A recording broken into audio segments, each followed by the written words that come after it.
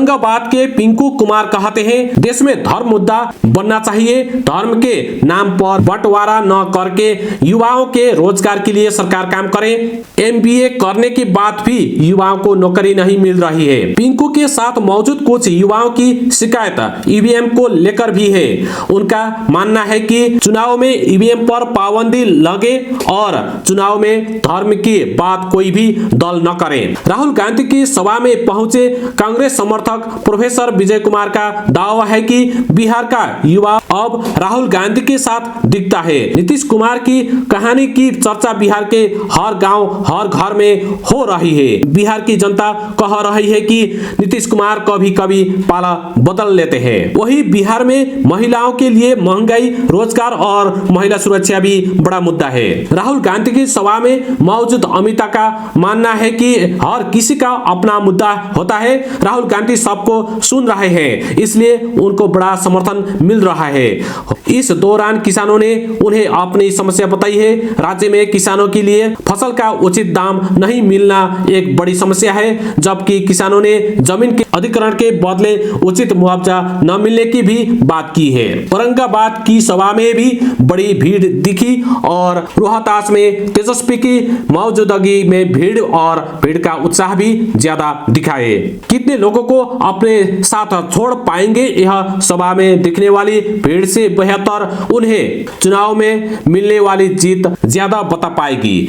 फिलहाल राज्य की 40 में से महज एक लोकसभा सीट पर विपक्ष के पास है। राज्य में सीमांचल इलाके की किशनगंज सीट पर कांग्रेस का कब्जा है, जबकि 16 लोकसभा सीट JDU, 17 बीजेपी और 6 लोक जनशक्ति पार्टी के 2 धड़ों के पास है। राहुल गांधी ने अपनी भारत जोड़ो न्याय यात्रा में बिहार के उन इलाकों में पहुंचने की कोशिश की है जहां कांग्रेस को अपने लिए उम्मीद दिखती है। राहुल गांधी ने अपनी यात्रा में जातिगत गणना और किसानों की उनकी फसल का न्यूनतम समर्थन मूल्य देने का जिक्र भी किया है।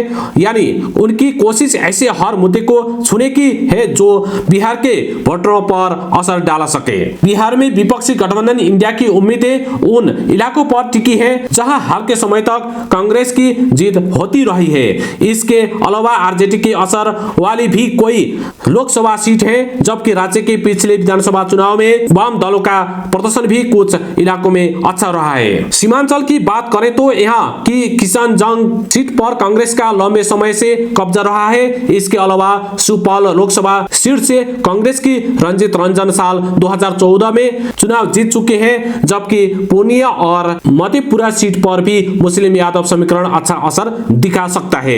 माना जाता है कि मिथिलांचल की दरभंगा और मधुबनी सीट पर भी वही सही उम्मीदवार उतारकर विपक्षी गठबंधन NDA के सामने चुनौती पेश कर सकता है। दरभंगा सीट से RJD ने पिछले चुनाव में अब्दुल बारी सिद्दीकी को चुनाव मैदान में उतारा था और वो हार गए थे। साल 2019 में दरभंगा सीट से कांग्रेस के कीर्ति आजाद के चुनाव लड़ने की चर्चा भी चल रही थी।